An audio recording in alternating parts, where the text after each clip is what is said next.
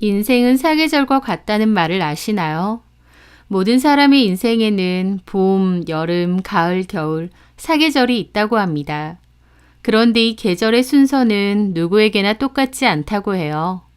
누군가에겐 따뜻한 봄이 시작이기도 하고 또 누군가에겐 매섭고 차가운 겨울이 가장 먼저 오기도 한답니다. 겨울이 아무리 혹독하다고 할지언정 언젠가는 내 인생에 남은 봄과 여름, 가을이 있기 때문에 희망을 잃지 말고 살아가라는 말이겠죠. 저는 이 말을 처음 들었을 때, 내 인생은 겨울부터 시작이었나 보다 싶었습니다. 저는 외롭고 두렵고 서러운 성장기를 보냈거든요. 하지만 인생에 사계절이 있다는 저 말을 정말로 믿었더니 차갑고 시렵기만 했던 제 인생에도 화창하고 밝은 봄날이 오더라고요. 저에게 어떤 일이 있었는지 그 사연에 대해 얘기해 보겠습니다. 저희 아빠는 저희 집에서 폭군이셨어요. 법무사로 일을 하셨기에 직업도 좋았고 집안 형편도 좋은 편이었습니다. 하지만 저는 집에만 들어오면 폭군이 되는 아빠 때문에 집이 무서웠습니다. 아빠는 밖에서는 능력 있고 젠틀한 사람이었다는데 집에서는 최악의 아빠였으니까요. 본인 기분대로 뭔가를 해야 했고 가족들이 그에 따라주지 않으면 온 집안을 다 뒤집고 던지고 부수고 그래서 저는 늘 아빠가 무서웠고 눈치가 보였어요. 식사를 하다가도 아빠가 숟가락을 쾅 3개 내려놓기만 해도 심장이 벌컥벌컥 뛰고 오금이 저릴 정도였죠. 가장 큰 피해자는 엄마였습니다. 엄마도 아빠 눈치를 많이 보셨고 힘들어 하셨어요. 무엇보다 저와 동생에게 몹시 미안해 하셨죠. 그런 살얼음판 같은 환경 속에서도 엄마는 늘 저희 남매에게 최선을 다하셨어요. 음식 솜씨가 좋으셨는데 저희가 먹고 싶은 게 있으면 다 만들어주시고 집 근처 공원이나 박물관 같은 곳도 자주 데리고 다니셨어요. 아빠는 안 갔고 엄마하고만 주로 다녔는데요. 엄마랑 그렇게 다니면 너무 행복하고 좋았습니다. 엄마는 틈나는 대로 저와 동생을 안고 사랑한다고 또 미안하다고 잘 그러셨어요.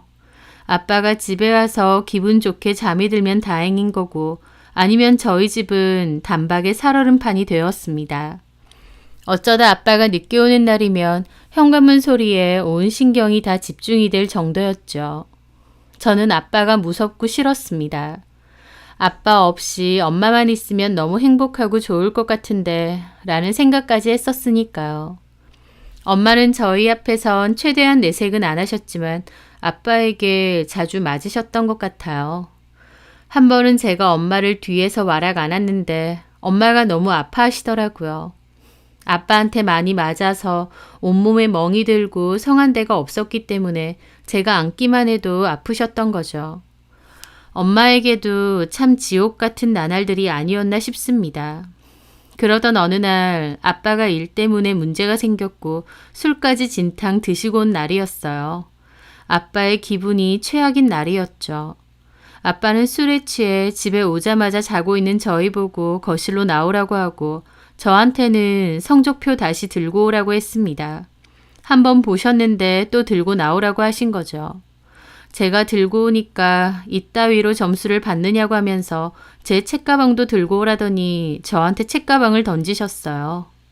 물건은 잘 던지고 부셔도 직접적으로 저희 남매를 때린 적은 없으셨는데 그때는 저한테 책가방을 집어 던지시더라고요. 엄마는 놀라서 그런 아빠를 말렸고 그러면서 두 분 사이에서 싸움이 일어났습니다. 화가 난 아빠가 저희 보는 앞에서 엄마를 폭행했고 저희는 어쩔 줄 모르고 울기만 했습니다. 그대로 있다간 엄마가 죽을 것 같았던 저는 그 길로 집을 뛰쳐나와 옆집으로 달려갔습니다. 옆집 아줌마랑 저희 엄마랑 친했거든요. 아줌마가 자다 나와서 뭔 일이냐고 하셨고 저는 우리 엄마 다 죽어간다고 외삼촌 좀 불러달라고 했습니다. 그맘때 미국에 있던 외삼촌이 한국에 잠깐 나와 있다고 하면서 친척집 전화번호를 주셨거든요. 삼촌은 덩치가 아주 크고 힘이 세다 보니 엄마를 구해줄 수 있을 것 같았고 그래서 삼촌을 불러달라고 했던 것 같아요. 옆집 아줌마가 알겠다며 급하게 전화를 해주었고 전화를 받은 삼촌이 한달음에 달려왔습니다. 집에 달려온 삼촌은 그 광경을 보고는 저희 아빠를 정말 죽지 않을 만큼 팼어요. 엄마가 그렇게 심하게 맞은 것도 충격이고 아빠가 그렇게 삼촌에게 두들겨 맞는 것도 너무 충격이었습니다. 저와 제 동생은 그 일을 평생토록 잊지 못할 것 같아요. 저는 그때 어려서 뭐가 어떻게 된 건진 모르지만 어쨌든 집은 난리가 났습니다. 엄마랑 아빠가 서로 고소하고 이혼한다고 하고 그랬던 것 같아요. 어쨌든 삼촌은 엄마를 데리고 피신했고 친척 집에서 지내면서 이혼 준비를 도왔어요. 그리고 엄마에게 미국으로 가자고 했었대요. 엄마는 저랑 동생도 미국에 같이 데리고 가실 생각이었죠. 처음에 전화가 왔을 땐 엄마가 너네 데리고 갈 테니 조금만 기다리라고 하셨거든요. 하지만 아빠랑 할머니가 저희를 감시하면서 통화도 못하게 하고 엄마도 못 만나게 하셨습니다. 할머니가 학교까지 등하교를 시켜주며 감시를 하셨죠. 그리고 저한테도 엄마 따라가면 아빠가 너네 엄마 따라가서 죽일 거라고, 너도 죽일 거고 동생도 죽일 거라고 협박하셨습니다. 그 어린 손주들한테 그런 무시무시한 협박을 하신 거였죠. 엄마가 가자 한다고 따라가면 다 같이 죽는 거라고요. 지금 생각해보면 어이가 없지만 그때 당시에 할머니나 아빠나 얼마나 실감나게 협박을 했던지 어린 저와 동생은 공포에 질렸습니다. 엄마를 따라가면 나도 동생도 엄마도 다 죽는구나 싶을 정도였으니까요. 게다가 할머니랑 아빠가 철저하게 엄마랑 저를 못 만나게 하셨기 때문에 엄마랑은 만날 기회조차 없었습니다. 그러다가 나중에는 아빠가 아예 이사와 전화까지 시켜버렸어요. 할머니가 저한테 그러시더군요. 너네 엄마가 너네를 버리고 미국으로 도망갔다고요. 너네 싫다고 도망간 거고 거기서 미국 놈이랑 같이 살 거라고요. 아빠 못지않게 할머니도 지독하게 저희 남매를 붙잡고 엄마를 원망하도록 세뇌를 시켰습니다. 저는 할머니 말을 다 믿지 않았지만 더 이상 엄마를 볼 수는 없다는 건 알았습니다. 시간이 지나고 사춘기가 됐을 때는 정말 엄마가 우리를 버리고 혼자 도망간 건가 싶기도 했습니다.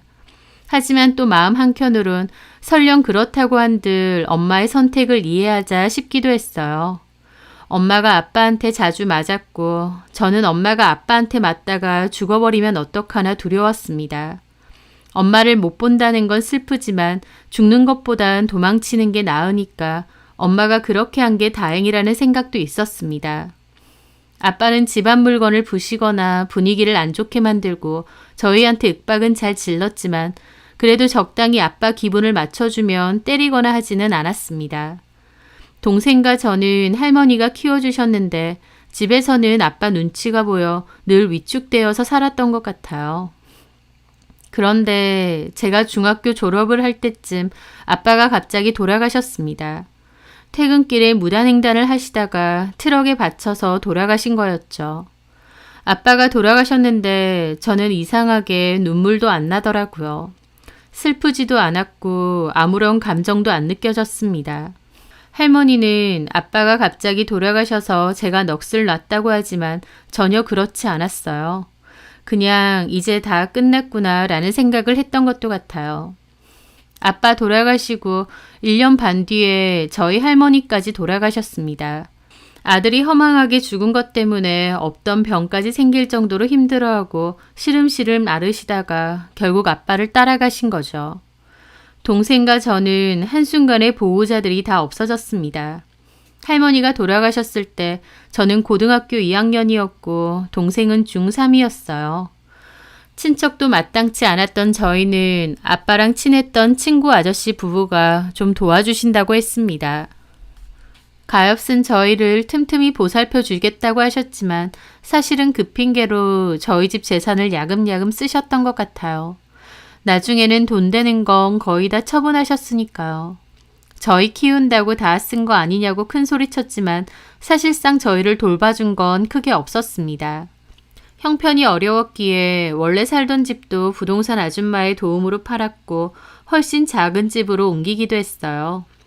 저는 대학교 진학할 돈은 없어서 고등학교 졸업하고 바로 회사에 취업을 했습니다.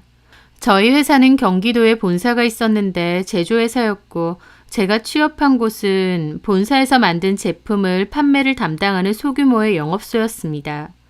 저는 거기 사무직으로 취업을 했었어요.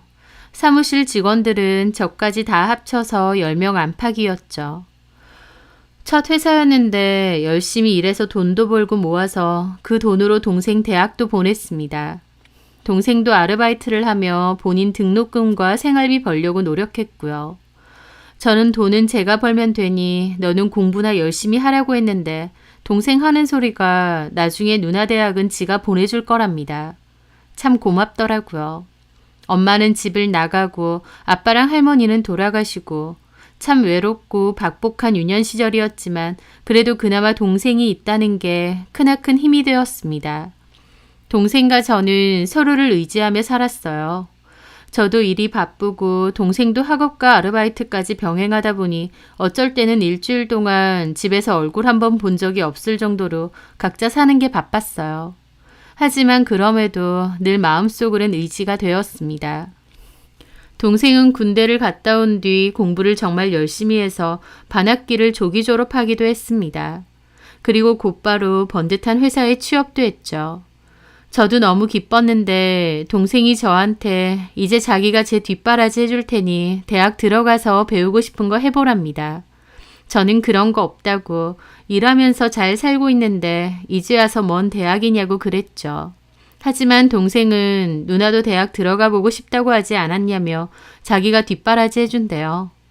저는 그 마음만으로도 충분하다고 거절했습니다. 이제 동생 취업했으면 돈 열심히 모아서 지 장가들 때 써야 되는데 무슨 제 대학 등록금을 주겠나요? 저는 괜찮다고 필요하면 내가 야간 대학이나 사이버 대학을 알아보겠다고 했습니다. 동생이 그래도 늘 저에게 고마운 마음을 가지고 있고 이렇게 잘 커준 것만으로도 저는 참 행복하고 좋더라고요. 동생하고 저는 이따금씩 엄마 얘기도 했었습니다. 잘 지내는지 어떻게 사는지 궁금하다. 예전에 엄마랑 어디 갔던 거 기억하냐 하는 얘기요. 동생도 저처럼 엄마에 대해서는 그리움과 섭섭함이 뒤섞여 있더라고요. 엄마도 어쩔 수 없었겠지 하면서도 그래도 우리도 데리고 가지 하는 마음이었죠. 하지만 이제는 엄마를 더더욱 보기도 힘들 것 같고 엄마도 저희를 찾지 않을 것 같아 그 마음은 잘 접어두었습니다. 그렇게 저는 직장 생활을 계속하고 있을 때였습니다. 8년 차였던 제 직급은 계장이었습니다. 저희 사무실에는 기술 영업직 사원들이 많았는데 그 해에는 신입사원 2명이 더 들어왔었습니다. 그중 하성준이라는 사람이 있었는데 신입사원이지만 나이는 저랑 동갑이었어요.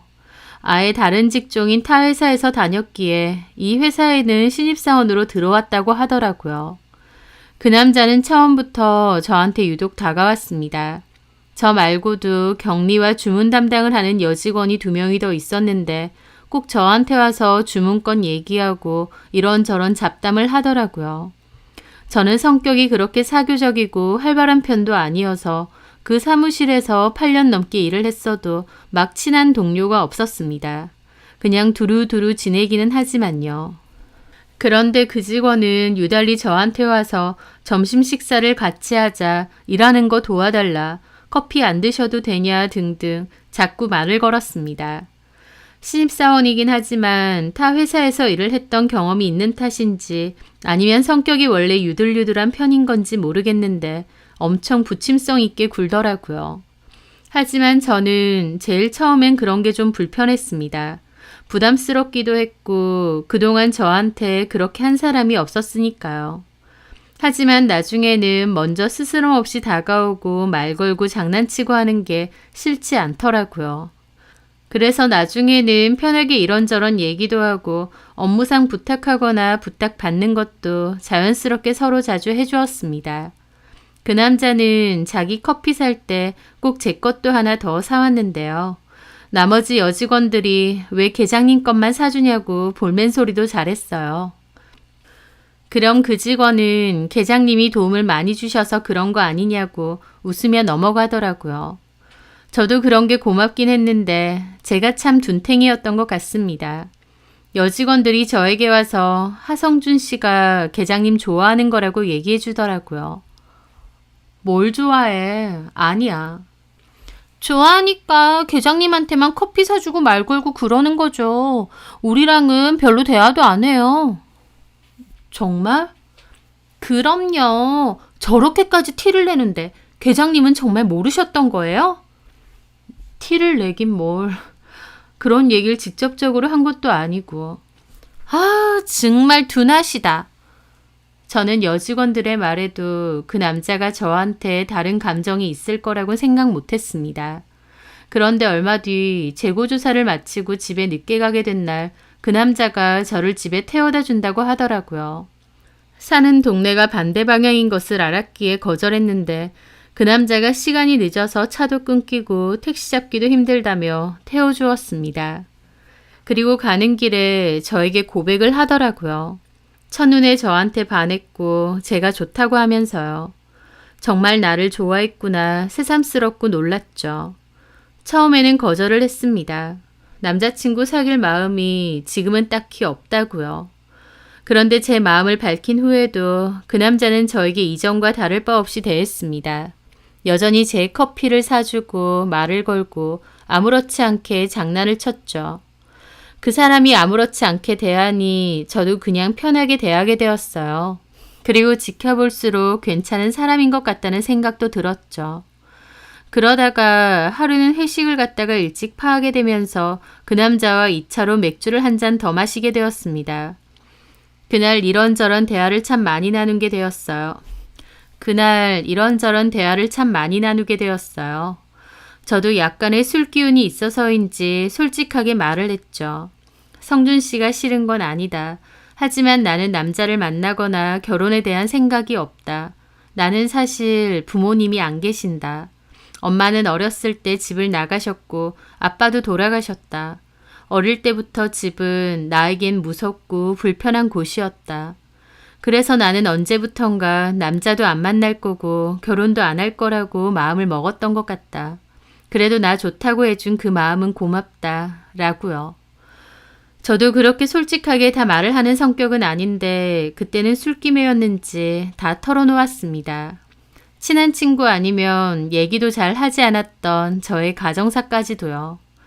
제 얘기를 들은 그 남자는 힘든 일을 많이 겪었는데 그래도 제가 참 꿋꿋하게 잘 커준 것 같다고 기특하다고 하더라고요. 기특하다는 말에 어이가 없어서 웃으면서도 또 한편으론 이상하게 큰 위로가 되는 겁니다. 그래, 나 열심히 잘 살았지. 부모님도 없이 동생 뒷바라지하면서 나 열심히 살았지. 그 마음을 이해받는 기분이 들었다고나 할까요?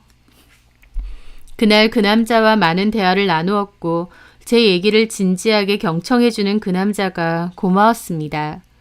그리고 그날 일을 계기로 저희는 사귀게 되었어요.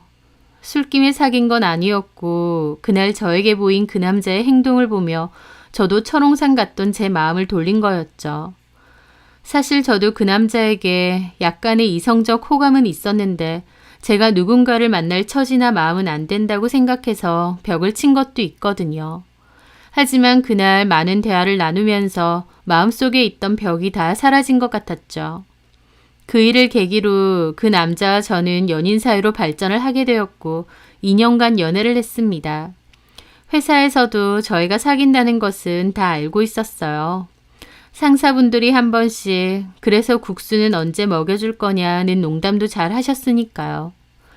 그 남자도 저에게 결혼에 대한 이야기를 자주 꺼냈었는데 저도 그 남자가 좋긴 했지만 결혼에 대해서는 고민이 많았습니다. 저는 아무래도 저희 부모님이 안 계신 게 마음에 걸리기도 했거든요.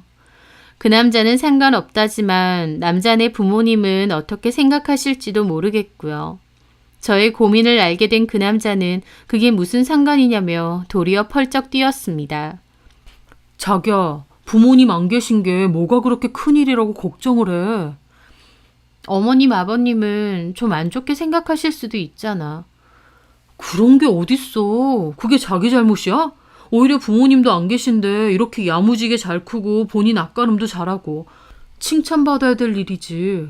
우리 부모님도 자기 기특해 하셔. 말씀드렸어? 당연히 말씀드렸지. 결혼할 사람인데. 부모님들도 참 대단하다고. 본인도 나이가 어렸을 텐데 동생 뒷바라지 해주고 참 의젓하고 대견하다고 그러시던데. 남친 부모님께서 저를 의젓하고 대견하다고 하셨다더라고요.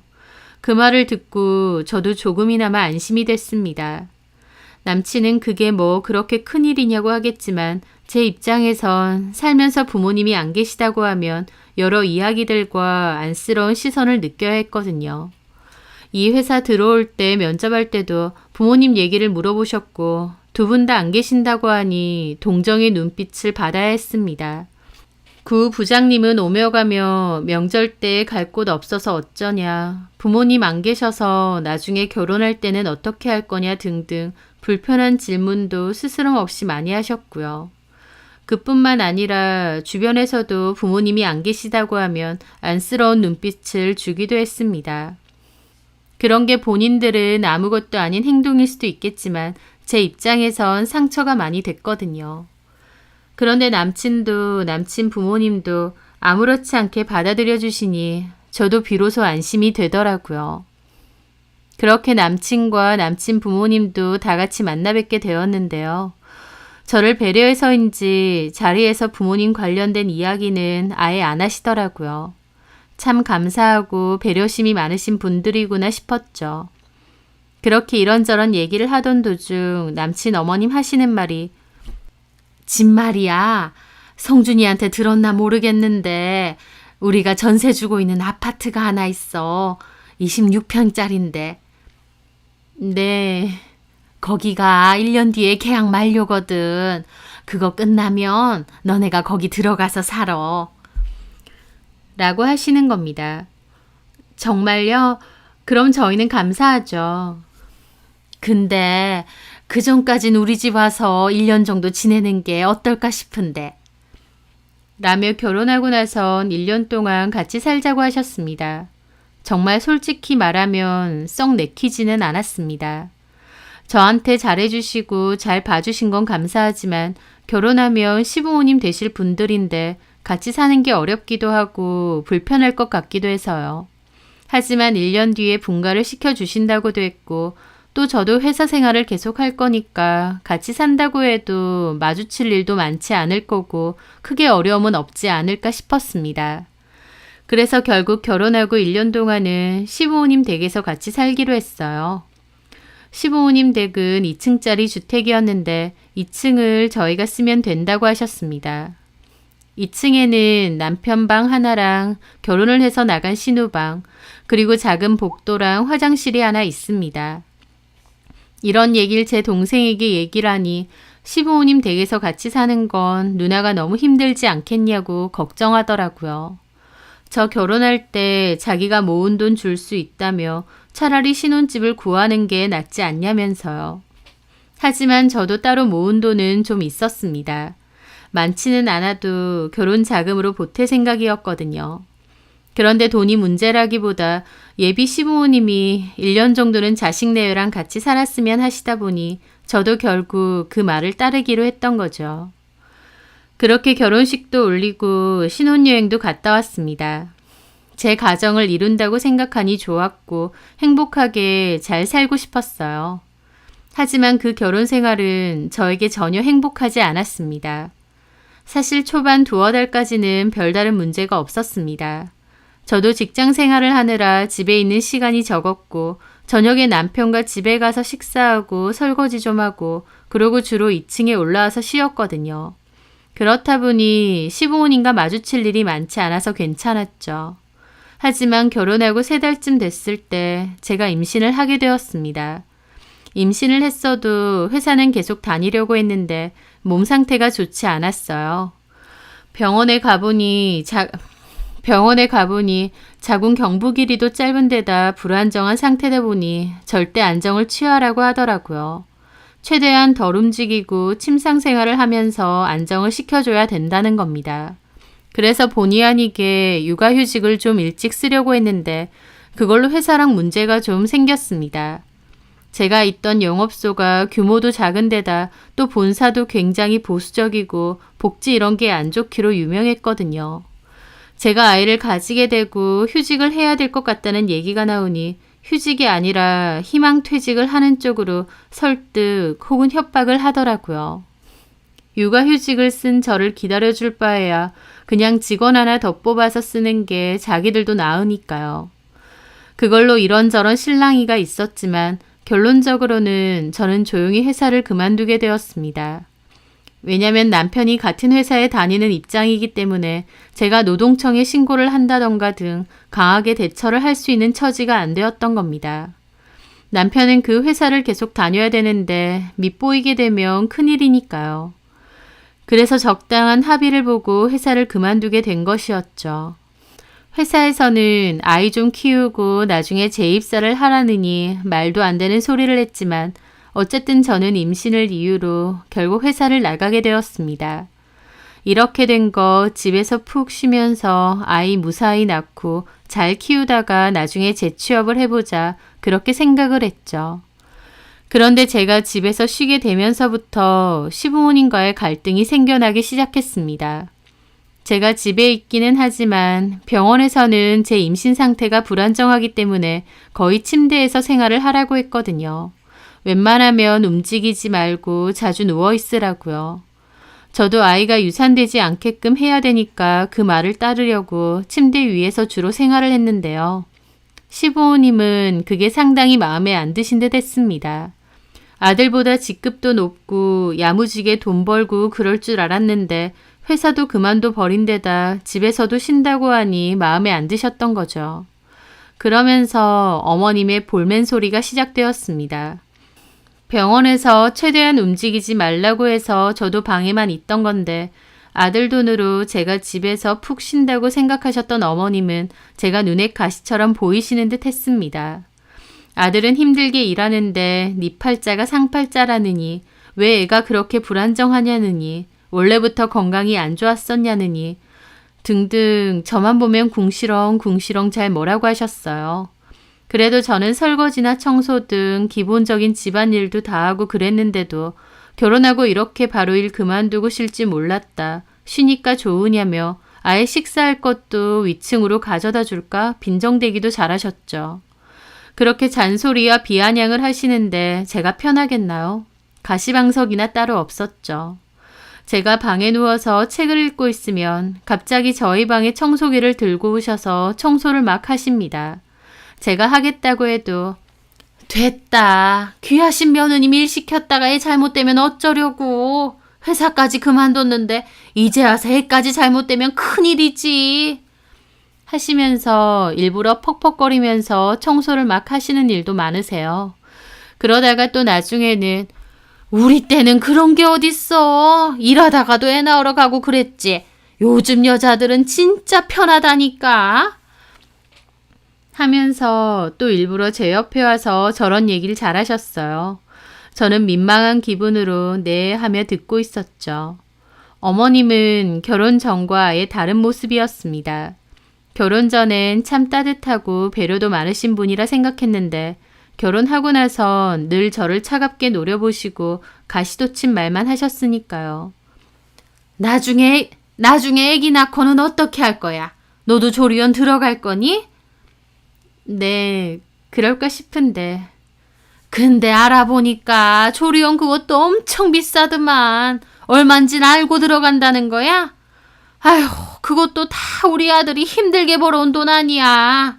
다른 집은 그냥 친정엄마가 도와주거나 친정 가 있는 경우도 많다던데 너는 갈 친정이 없으니 그것도 안 될 것 같고 하면서 저 친정 없다는 소리도 은근슬쩍 잘하셨습니다. 저는 그런 말에 대꾸는 못했지만 어머님이 친정 얘기를 할 때마다 죄인 마냥 가만히 있었죠. 그리고 한 번은 제가 식사 준비 돕는다고 어머님 옆에 있었는데요. 어머님이 저한테 소고기 묵고 끓일 줄 알지? 그러시는 겁니다. 저는 직장 생활할 때도 국이나 반찬을 잘 사다 먹었고 음식은 잘 할 줄을 모릅니다. 그래서 멋쩍은 기분으로 말씀드렸죠. 아, 어머님이 알려주시면 제가 배워서 다음부턴 제가 해볼게요. 그랬더니 어머님 표정이 너무 안 좋으시더라고요. 그것도 할 줄 몰라? 그거 아무것도 아닌데? 집에서 안 해 먹었어? 저나 동생이나 워낙 바쁘고 집에 있는 시간도 짧고 그래서 반찬 가게 잘 이용했었어요. 그 말에 입을 뜨악 하시더라고요. 반찬 가게? 그럼 음식 할 줄 아는 것도 없겠네? 뭐 볶음밥 같은 건 할 줄 아는데. 그건 음식 할 줄 안다고 하면 안 되지. 남은 반찬 그냥 볶아 먹는 건데. 참나, 이렇게 합가하고 나한테 안 배웠으면 어쩔 뻔했어. 우리 성준이 내내 쫄쫄 굶을 뻔했네. 저는 머쓱해서 그냥 웃었습니다. 그러자 어머님은 아휴, 남들은 친정엄마한테 배운다는데 경미 너는 친정엄마가 없으니 이해도 한다만 가정교육 얘기하는데 다른 게 아니야. 이런 것도 다 보고 배운 게 있어야 하는 건데 결국 이런 데서 차이가 나는구나 하시더라고요. 그 말이 저는 너무 상처가 됐습니다. 어머님이 알려주시면 잘 배워보겠다고 했는데도 어머님은 저한테 친정엄마 없어서 배울 데도 없는 거 아니냐며 상처 주는 말을 하시더라고요. 결혼 전에는 저 상처받는다고 그런 얘기도 조심하셨는데 이제는 대놓고 비아냥거리면서 얘기도 잘하셨습니다. 어느 순간 저도 깨달았어요. 아, 어머님도 아버님도 우리 집 가정사를 내 약점이라고 생각하시는구나. 처음부터 그걸 이해하실 생각이 없었구나 라는 것을요. 시부모님만 그런가요? 남편한테는 더 큰 상처가 쌓였습니다. 제가 이런 것들이 너무 속상하다고 남편에게 얘기하면 남편은 언제나 제가 너무 예민하게 받아들이는 것 같다며 제 탓을 하더라고요. 자기야, 엄마가 자기한테 욕을 한 것도 아니고 그 정도 얘기도 못해? 별말도 아니잖아. 아무것도 아니라고 생각하면 아닌 건데 자기가 너무 그런 거에 민감하고 예민하게 반응하는 것 같아. 어머님이 나더러 친정이 없다느니 보고 배운 게 없다느니 그러시는데 이게 내가 정말 민감하고 예민한 거야? 엄마 입장에선 안타까워서 그러신 거겠지. 뭐가 안타까워. 우리 부모님이 결혼하고 나서 돌아가신 것도 아니고 애초에 안 계시다고 했는데 그거 다 알고 계셨잖아. 제가 서운해서 따지자 남편도 표정이 안 좋더라고요. 그래서 뭐 어쩌고 싶다는 거야. 나더러 어쩌라는 건데. 그냥 분가하자고? 그건 아니지만 근데 굳이 왜 얘기해? 나한테 얘기해서 뭐라도 달라지는 게 있어? 그냥 엄마랑 내 사이 안 좋게 만들고 싶어서 그래? 무슨 말을 그렇게 해. 자기가 마음을 좀 달리 먹어봐. 그냥 그런가 보다 하면 되는 거잖아. 자기야, 엄마가 뭐라고 얘기하셔도 네 하고 그냥 한 귀로 듣고 한 귀로 흘려버려. 별것도 아니잖아. 일일이 왜 예민하게 받아들이고 나한테 난리냐고. 그리고 정 듣기 싫으면 나한테 이러지 말고 엄마한테 직접 얘기해. 하면서 듣기 싫은지 자리를 피해버리더라고요. 남편은 늘 제가 너무 예민하게 받아들인다고 그러니까 저는 어머님의 그런 말들에 상처받고 속상해도 나중에는 표현도 못하겠는 겁니다. 내가 진짜 예민한 건가? 내가 기분 나쁜 게 잘못된 건가? 하면서 말이죠. 결혼 전과 결혼 후가 많이 다르다지만 저희 남편과 시부모님은 아예 다른 사람 같았습니다. 호쾌하고 성격 좋던 그 남자는 어디 가고 자기 가족 편만 들고 저를 무시하고 깔아뭉개는 남편만 남아있더라고요. 그 집에서 제 편은 없었습니다. 시부모님, 남편, 그리고 가끔 찾아오는 신우까지도 다 한 가족이었지만 그 가족에 저는 없었습니다. 그 속에서 제가 너무 이방인인 것처럼 느껴졌고 외로운 마음도 들었습니다. 저만의 가족을 만들어서 행복하고 싶어서 선택한 결혼인데 아이러니하게도 결혼하고 나서 혼자 있을 때보다 더 큰 외로움을 자주 느꼈으니까요. 하지만 이따금씩 남동생이 누나 잘 지내느냐, 결혼 생활 어떻느냐 물어도 저는 다 괜찮다고 했습니다. 동생이 괜한 걱정을 하는 건 싫었거든요. 그렇게 괜찮은 척을 했지만 제 속은 외로움과 서러움으로 곪아가는 듯 했죠. 그렇게 저는 아이를 출산했습니다. 그런데 원래는 그맘때 시부모님이 말하신 집으로 저희가 분가를 했어야 되는데요. 막상 1년이 넘어가니 말을 바꾸셨어요. 그 집에는 저희가 아니라 신우네가 들어가 살기로 했다면서요. 신우네도 전세로 살고 있었는데 신우가 그맘때 아들만 자식이냐며 서운하다고 자기들이 더 급하다고 난리를 쳤어요. 그래서 결국 시부모님은 저희가 아니라 신우네 보고 그 집에 들어가서 살라고 한 겁니다. 언젠간 분가한다는 희망을 갖고 살았는데 그것마저도 없어진 거죠.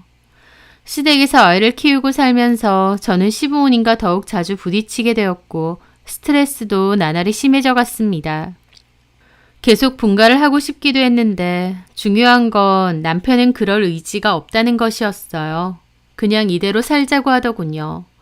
우리가 여유가 있는 것도 아닌데 분가하면 아파트 살 돈도 대출해야 되는데 그럼 달에 대출금만 해도 얼마냐고요.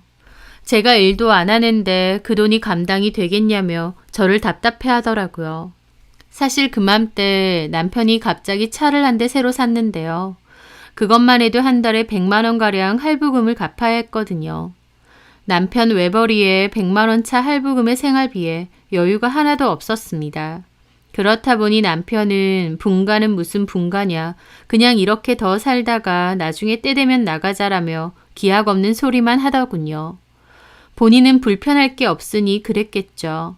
저는 아이 어린이집 맡기고 저라도 다시 일을 찾아보겠다, 분가하자고 여러 번 말했지만 제가 책임감 없는 엄마라면서 애도 어린데 무슨 어린이집이냐며 같이 사는 게 이득이니까 분가 소리 좀 그만하라고 하더라고요. 하지만 저는 육아하는 것도 시부모님하고 사사건건 부딪혔습니다. 어머님은 하나부터 10까지 이렇게 해라 저렇게 해라 말이 많으셨어요. 제가 뭔가를 하려고 하면 전부 못마땅해 하시고 석연치 않아 하셨어요. 그렇게 하는 거 아니다. 아휴, 뭘 어디서 배워왔어야 알지. 친정이 없어서 그런지 이런 데선 티가 난다니까. 그런 소리도 참 잘하셨습니다. 그냥 뭐라고 하시는 건 참겠는데 툭하면 친정이 없어서 그렇다는 소리를 자꾸 하시는 거예요. 한 번은 참다 제가 따진 적도 있습니다. 어머니, 왜 자꾸 저한테 친정이 없어서 그렇다는 얘기를 자꾸 하세요? 저 어머님 말씀 너무 상처가 됩니다. 그런 말씀은 좀 삼가해 주셨으면 해요. 그랬더니 어머님은 내가 없는 말 한 것도 아니고 별것도 아닌 거에 왜 자기를 나쁜 사람 만드냐고 오히려 난리치시더라고요. 그리고는 그날 저녁 저희 방에 갑자기 쳐들어오시더니 남편더러 이 집에서 나가라고 하셨습니다. 왜? 어딜 나가요? 엄밀히 말해서 아무리 자식이라고 해도 너네가 우리 집 얹혀 사는 거 아니니? 근데 그런 주제에 내가 며느리 눈치까지 봐야겠어? 별말도 아닌 것 같고 시어머니한테 상처가 되느니 삼가해 주라느니 참나 내가 며느리 눈치 보고 살아야겠느냐고. 그냥 너네 나가서 너네끼리 알아서 살아봐. 아, 엄마 왜 그러세요? 화 푸세요. 당장 짐 안 싸고 뭐해? 그러면서 어머님은 저를 매섭게 노려보고 나가시더라고요. 그럼 남편은 저한테 또 난리고요.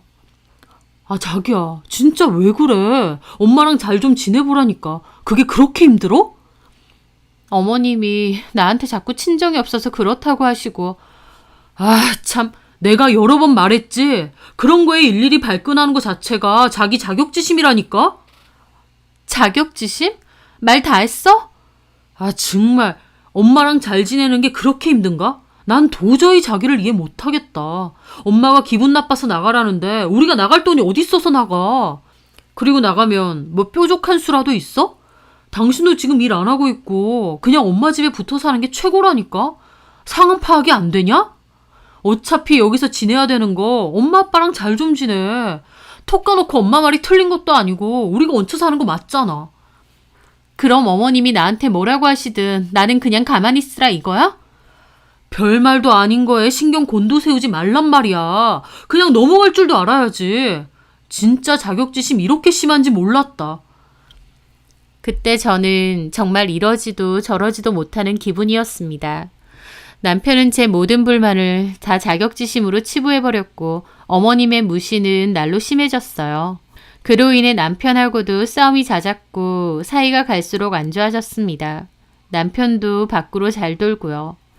저는 너무 지치고 그 결혼 생활이 힘들었는데 애가 있으니 무작정 갈라서기도 힘들었습니다.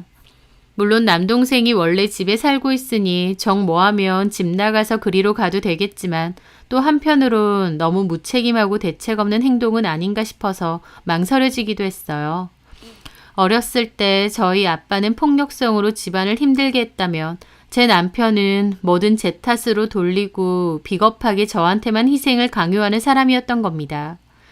이혼하게 되면 우리 아이는 어떻게 키울까? 아이에게 큰 상처를 주는 건 아닐까? 어쩌면 내가 경제적인 기반이 없으니 양육권도 갖고 오기 힘들까? 좀 더 참았다가 나중에 취업을 먼저 하고 이혼을 해야 되는 건 아닐까? 이런저런 생각과 고민이 많아졌지만 어쨌든 저는 진지하게 이혼까지 고려할 정도로 결혼 생활이 힘든 건 분명했습니다. 그런데 어느 날 저에게 한 통의 전화가 걸려왔어요. 그 전화는 매서운 겨울 날씨만 계속되는 것 같았던 제 인생에 한 줄기 햇살과도 같았죠. 그 전화가 오고 얼마 뒤 저는 남편과 한바탕 싸움을 하게 되었습니다. 제가 결혼 자금으로 모아둔 돈에서 2천만 원은 남편 차 사는데 보태라고 줬었거든요. 그런데 남편이 그 2천만 원을 차 할부금 갚는 데 쓴 게 아니라 주식을 했다는 겁니다. 사실 남편이 주식을 한 건 이번이 처음이 아니었어요. 결혼 전에도 주식으로 한번 큰 돈을 날린 적이 있다고 했고 저는 결혼하면 절대 주식이고 뭐고 하지 말라고 학답을 받았었습니다. 남편도 알겠다고 했고요. 그런데 이번에도 차 할부금 갚을 때 쓰라고 한 돈을 주식에 저 몰래 투자를 한 것이었습니다. 주식도 제대로 투자하면 뭐라고 하나요? 남편은 주식 중에서도 선물 주식 등 고위험, 고수익 투자 방식으로 자꾸 주식을 하니 문제였습니다. 과거에도 이런 식으로 해서 돈을 번 적이 몇 번 있다고 했는데 그때 돈 맛을 봐서인지 남편은 계속 이런 투자 방식을 고수했어요. 물론 번 것보다 까먹은 게 더 많다고 했는데도 남편은 정신을 못 차리더라고요. 제가 뭐라고 해도 남편은 당당했습니다. 월급이라고 해봤자 쥐꼬리인데 이런 부차적인 방법을 이용해야 돈을 벌 수 있다고 하면서요. 하지만 제가 보기엔 주식이 아니라 무슨 도박처럼 하는 것 같았죠. 남편은 자기가 이번엔 좋은 정보가 있어서 큰맘 먹고 해본 건데 이럴 줄 몰랐다고 했고 저는 저한테 상의 한마디 없이 사고를 친 남편이 너무 한심하고 원망스러웠습니다. 그렇게 저는 남편과 크게 다투게 되었어요. 왜 거짓말하고 마음대로 주식 투자를 하느냐고 하자 남편은 다 잃은 게 아니니 좀 기다려봐라. 그리고 이런 식으로 안 하면 좀좀 딸인 월급 모아서 어떻게 분가를 하겠느냐 하더라고요. 제가 하도 분가 얘기를 하니까 저를 위해서 그랬다는 말도 안 되는 변명을 하면서요. 저는 남편이 말도 안 되는 변명을 하는 것도 지겹고 다 지긋지긋해졌습니다. 그런데 그 싸움 도중에 남편은 저한테 하지 말아야 될 말까지 하게 되었습니다. 무슨 도박하는 것도 아니고 왜 거짓말까지 하면서 주식을 하느냐고. 그것도 그 선물 주식인지 뭔지 그거 너무 위험하다고 하지 말라고 했잖아. 그만큼 고수익이 보장되어 있으니까 그렇지. 네가 뭘 알아? 그건 내가 더 잘 알아. 그리고 내가 뭐 매번 잃기만 한 줄 알아? 내가 기억하는 한은 당신은 매번 잃기만 했어. 어쨌든 내가 이번엔 투자한 것도 너 때문이잖아. 네가 하도 분가하자 나가자 그러니까 내 딴에는 돈 좀 벌어보려고 한 거 아니야. 내 핑계 대지 마. 내가 나가자고 했을 땐 불편한 것도 없는데 왜 나가냐고 했던 게 당신이야. 왜 이제 와서 내 핑계를 대고 있어? 아 진짜 짜증나네. 그만 좀 땡땡거려라. 나더러면 어쩌라는 거야. 뭐? 땡땡? 말 다 했어? 그래 다 했다. 이미 이렇게 된 거 뭐 어쩌라고. 하면서 혼자 궁시렁거리고 욕을 하더니 갑자기 혼잣말처럼 그러는 겁니다. 아 진짜 짜증나네 고아주제. 저는 그전까진 남편과 핏대 높여 싸우다가 그 말에 멈칫했습니다.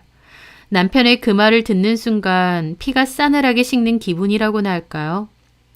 뭐라고? 지금 뭐라고 했어? 아 내가 뭐. 지금 고아 주제에 그랬잖아. 내가 언제. 아 말 실수야. 제가 싸늘하게 쳐다보니 남편은 지가 더 난리를 치더라고요. 아 그래 미안하다. 말이 헛나왔어. 됐냐? 하지만 저는 더 이상 싸우고 싶지 않았습니다. 남편의 그 한마디로 남편에 대한 모든 정과 마음이 한순간에 뚝 떨어져 나갔거든요. 그게 어떻게 실수로 헛나올 수 있는 말인가요? 본인이 속으로 저에 대해서 그 생각을 자주 했기 때문에 이런 상황에서 튀어나올 수 있는 말 아닌가요? 아, 남편이 나에 대해서 저렇게 생각을 했구나. 나를 두고 고아주제라는 생각을 했던 사람이구나. 그걸 깨닫자 온몸에 피가 싸늘하게 식는 기분이 들었습니다. 저는 도저히 여기 못 있겠다는 생각이 들었고 남편 얼굴을 더 이상 보고 싶지 않았어요. 그래서 그대로 짐을 챙겼습니다. 아, 뭐해? 아, 그래, 내가 잘못했어. 말실수야. 미안해. 됐어? 하지만 저는 남편 말을 무시하고 짐을 대강 챙겼습니다. 그리고 아기띠로 아이를 안고 캐리어 챙겨서 계단을 통해 내려왔어요. 그런데 1층에 어머님이 팔짱을 끼고 저를 쳐다보고 있으시더라고요. 어떻게 둘이 허구한 날 싸워? 이래서 여자가 잘 들어와야 되는데. 그리고 너 뭐 하는 거야? 집 나가니? 세상에 남편한테 퍼붓더니 네 기분 나쁘다고 짐 싸서 나가? 너 너네 엄마가 했던지 그대로 하니? 그러는 겁니다. 저는 나가다 말고 걸음을 멈췄죠. 뭐라고 하셨어요? 딱 너네 엄마가 이렇게 한 거 아니야. 집 나갔다며. 이래서 피가 무섭다더니 그래 나가. 근데 자존심도 상황 봐가면서 부려라. 너 나가면 어디 갈 데나 있어? 어디 돌아갈 친정도 없으면서. 어머님, 끝까지 참 비열하게 말하시네요. 뭐 비열? 너 말 다 했어? 어머님이나 어머님 아들이나 똑같으세요. 그렇게 툭 하면 저 친정 없고 부모님 없는 거 걸고 넘어지는데 그렇게 마음에 안 들어 할 것 같으면 애초에 결혼시키지 말지 그러셨어요. 부모도 없고 친정도 없으면 착하고 고분고분할 줄 알았지. 이렇게 너처럼 싸가지 없고 드셀 줄은 몰랐으니까. 어디 갈 데도 없는 주제에 자존심 부리기는. 그 말에 저는 코웃음이 절로 나왔습니다. 저는 정말로 갈 데가 있었기 때문에 어머님 말이 그저 우스웠거든요.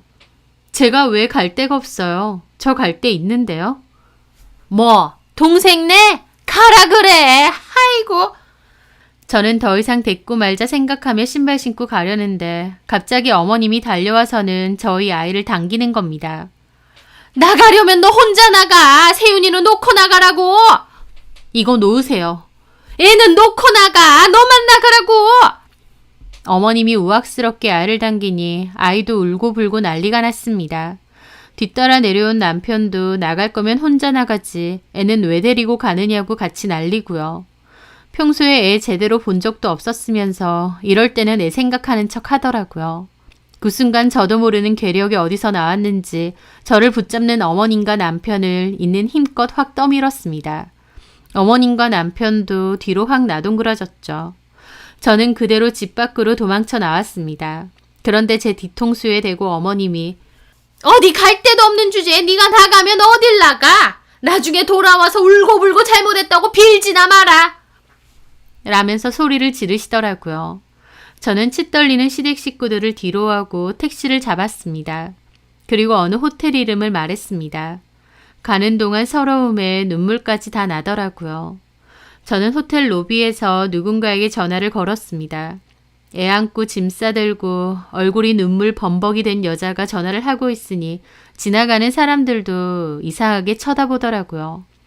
잠시 후 엘리베이터에서 누군가 내려서 저에게 급하게 달려왔습니다. 그리고는 제 꼴을 보고 어떻게 된 거냐며 같이 울었습니다. 그 사람은 저희 엄마였습니다. 미국에서 저와 동생을 찾으러 온 엄마요. 엄마는 일단 방으로 올라가자면서 제 짐을 챙겨주셨어요. 엄마는 그 호텔 스위트룸에서 묵고 계셨습니다. 지나가면서 그 호텔은 여러 번 봤는데 스위트룸은 처음 가봤던 것 같아요. 방이 엄청 넓고 좋더라고요. 저희 엄마가 왜 그 호텔에 계시냐고요? 저한테 뜻밖의 전화 한 통이 왔다고 했던 거 기억하시나요? 남편과 대판 싸운 그 일이 있기 일주일 전이었습니다. 저에게는 바로 엄마로부터 전화가 왔었습니다. 처음에는 제 이름을 말하며 엄마라고 하시는데 무슨 보이스피싱인가 했습니다. 하지만 어렴풋이 그 목소리가 제 기억 속의 목소리와 비슷하더라고요. 엄마는 저랑 동생을 참 많이 찾아다녔다며 한번 만날 수 있겠냐 하시더라고요. 갑자기 엄마라니 너무 심장이 떨려왔죠. 시부모님에게는 잠깐 마트 갔다 온다고 하고 아이를 맡기고 나가서 한 카페에서 엄마를 만났습니다. 제가 11살 때 헤어졌으니 20년 만에 만난 것이었죠. 그런데도 엄마를 단박에 알아보겠더라고요. 엄마도 저를 알아보신 것 같았고요. 엄마는 저를 보자마자 흐느껴 우셨고 저도 엄마를 보자마자 눈물이 터져 나왔습니다. 서러움, 원망, 그리움, 수많은 감정이 얽혀 있었는데 얼굴을 보는 순간 그런 감정은 다 사라지고 그저 반갑고 너무 좋기만 하더라고요. 그렇게 한참을 부둥켜 울다가 겨우 진정하고 서로의 근황을 듣게 되었습니다. 엄마는 그 옛날에 삼촌을 따라 미국으로 들어갔대요. 저희를 데리고 가고 싶었고 엄마와 삼촌이 나름 노력을 했지만 쉽지 않았다고 했습니다. 그 와중에 아빠도 가만 안 둔다고 이혼이랑 별개로 엄마를 죽일 거라고 엄마 죽이고 그냥 교도소 들어갈 거라는 협박까지 하셨대요. 오랜 시간 가정폭력으로 지쳐있던 엄마는 결국 저희는 놔두고 혼자 삼촌을 따라 미국을 가셨다고 했습니다. 하지만 그곳에 가서 저희가 늘 눈에 밟히고 조금만 안정이 되면 반드시 데리고 와야겠다 마음을 먹으셨대요.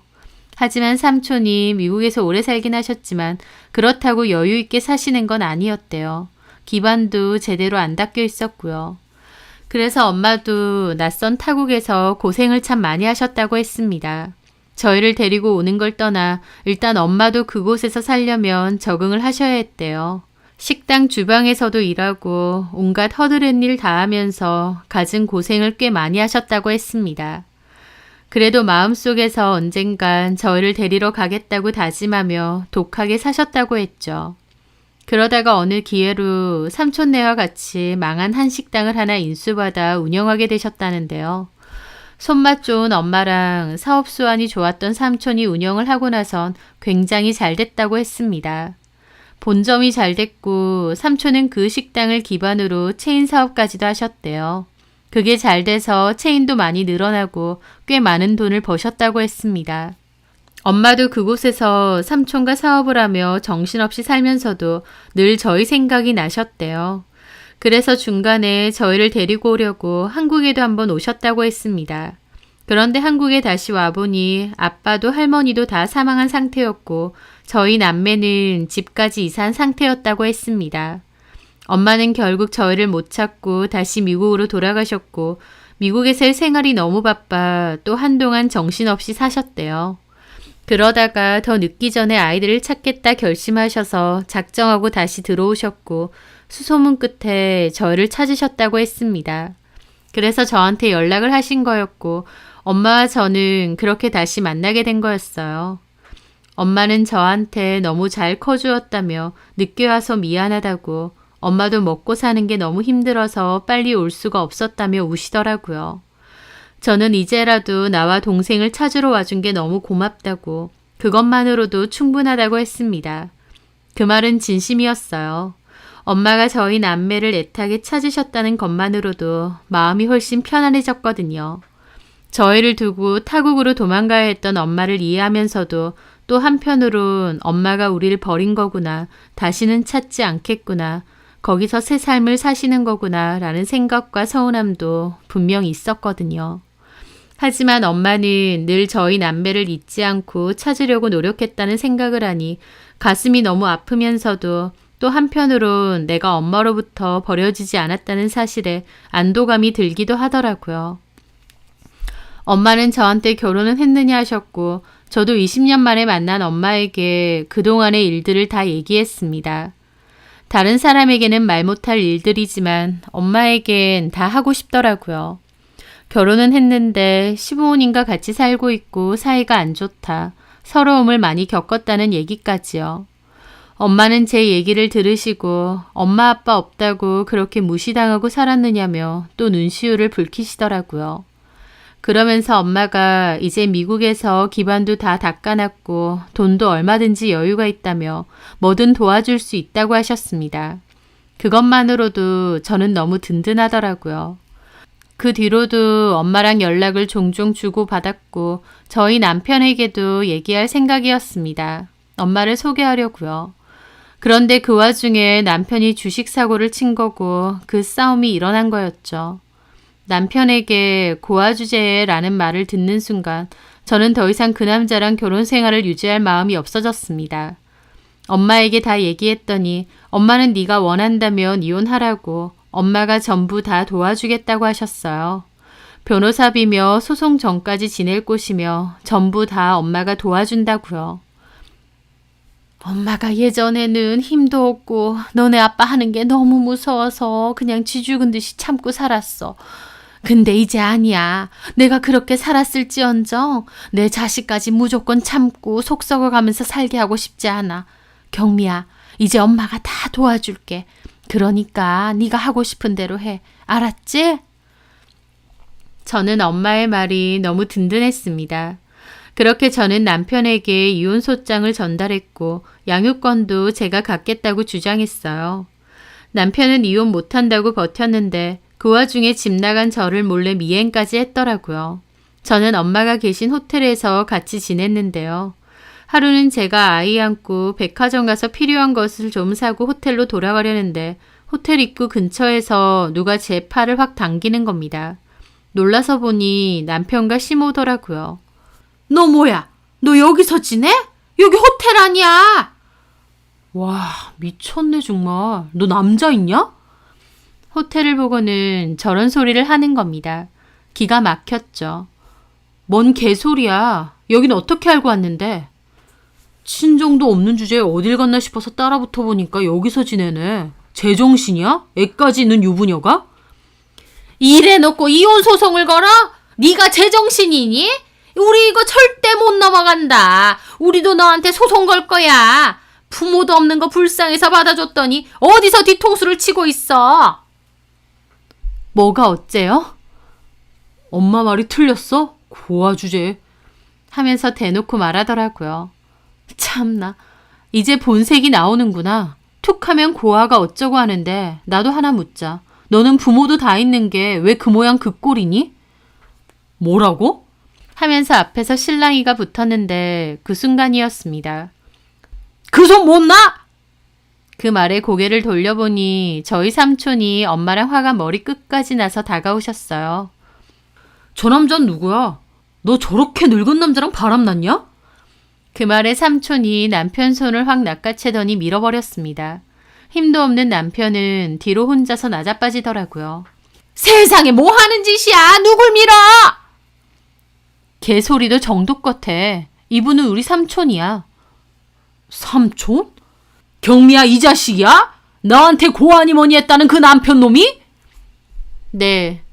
아주 못 빼어먹은 인간들이네 이거. 하면서 삼촌이 눈을 부라리더라고요. 그러자 남편과 어머님도 쫄아서는 주춤하더라고요. 네가 삼촌이 어딨어? 나 삼촌도 있고 엄마도 있어. 어머님 툭하면 저보고 친정이 없네 어쩌네 하셨죠. 저 친정도 있고 엄마도 있으신데요. 어머님이 황당한 얼굴로 저희 엄마를 쳐다보시더라고요. 저희 엄마도 단단히 화가 난 얼굴이었고요. 자네가 우리 경미 남편이야? 예, 그런데요? 내 딸 보고 고아니 뭐니 그랬지? 에? 아니 그게 아니라 이혼 소장이랑 위자료 소장은 받았을 테니까 긴 말 필요 없고 법원에서 해결합시다. 당신네들 같은 사람들하고 말 섞고 싶지도 않고 우리는 끝까지 갈 준비 되어 있으니까 법적으로 해결 보자고요. 경미야, 이런 인간들하고 지저분하게 말 섞을 필요 없다.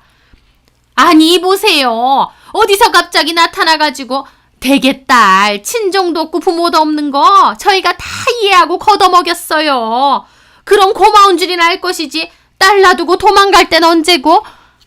그 말에 엄마가 코웃음 치시더라고요. 걷어먹이긴 누굴 걷어먹여. 내 딸은 혼자서도 얼마든지 잘 먹고 잘 사는 애예요. 그런 애 결혼하자고 꼬드겨놓고 집 사줄 돈도 없어서 집에 데리고 있었던 주제에 뭐라고요? 이 여편네가 말이면 단 줄 아나? 얘 경미야, 직접 보니까 고민할 것도 없다. 이 사람들하고 싹 정리하고 엄마랑 미국 들어가자. 직접 보니까 교양머리도 없는 데다 예의도 없고 상종 못할 인간들이네. 하면서 엄마가 저를 데리고 호텔 안으로 들어가셨어요. 그런데 로비까지 어머님과 남편이 달려와서 난동을 피웠습니다. 애는 놔두고 가. 세윤이는 두고 가라고. 놀고 있네. 언제부터 그렇게 애 생각을 했다고. 하면서 난리가 날 뻔했는데 엄마가 그 순간 호텔 직원을 부르시더라고요. 나 여기 스위트룸 숙박객인데. 네, 알고 있습니다, 대표님. 그 말에 어머님과 남편이 어리둥절해 하더라고요. 대표? 이 사람들이 이렇게 난동을 피우네요. 여기가 나름 최고 등급 호텔인데 이런 난장판을 두고 볼 거예요?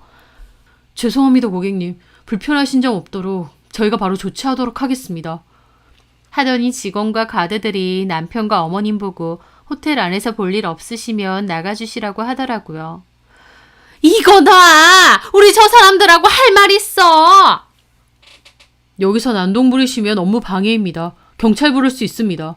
용건 없으시면 당장 나가주세요. 야, 이거 안 놔? 남편과 어머님이 난동을 부렸지만 결국 가드들이 남편과 어머님을 쫓아내듯이 했습니다. 그 꼴을 지켜보는데 아주 가관이더라고요. 그 후 저는 엄마의 도움으로 대형 로펌을 끼고 이혼 준비를 이어나갔습니다. 엄마가 비용 걱정을 말라며 최대한 신속하고 깔끔하게 이혼만 하라고 하시더라고요. 그 와중에 남편은 어떻게 알았는지 저희 엄마와 삼촌이 미국에서 유명 한식당 체인을 운영하고 상당한 재력가라는 것을 알게 되었습니다. 그 돈 좋아하는 인간들이 뒤늦게 아차 싶었겠죠. 그저 가만히 있었으면 부자 장모님이 생길 팔자였는데 자기들 복 자기가 찼으니까요.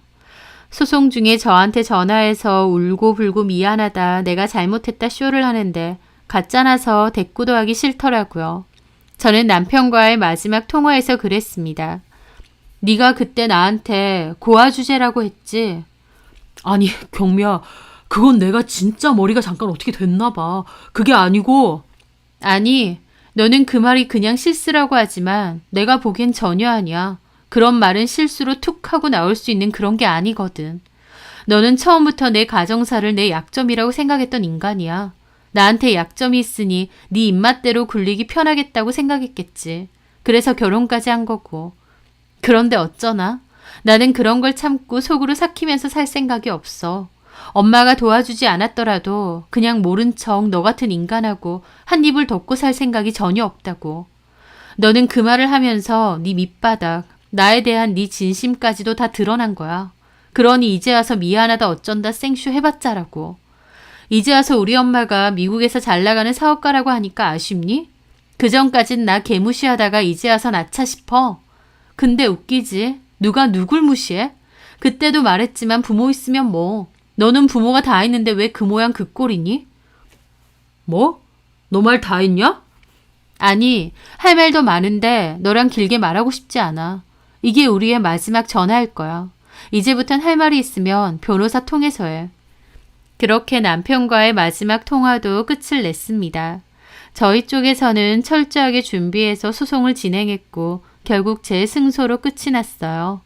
이혼도 성립됐고 많은 금액은 아니지만 지속적인 폭언으로 인한 결혼생활 파탄을 이유로 위자료까지 받고 남편이 일방적으로 저를 속이고 쓴 2천만 원까지 받아내고 끝을 내게 되었습니다.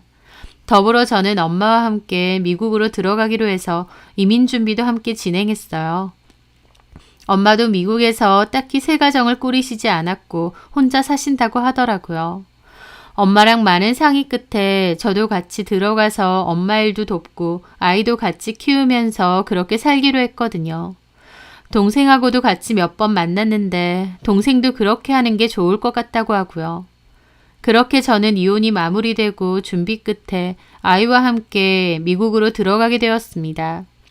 낯선 곳에서의 새로운 시작이긴 하지만 그래도 옆에서 도와주고 의지가 되어주는 엄마와 삼촌이 있다는 게 참 든든한 것 같습니다. 저희 아이를 위해서라도 영어 공부도 더 열심히 하고 엄마 일도 잘 배워가며 자리 잡고 살려고 노력을 해야겠죠.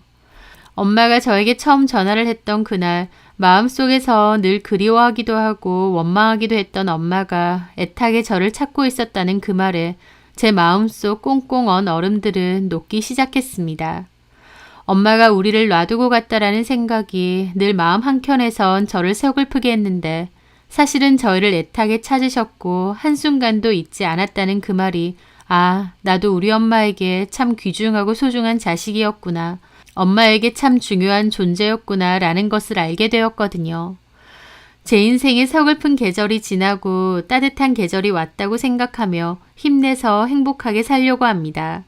엄마랑 오래 떨어져 있었으니 더더욱 엄마랑 시간 많이 보내고 추억도 많이 쌓으려고요.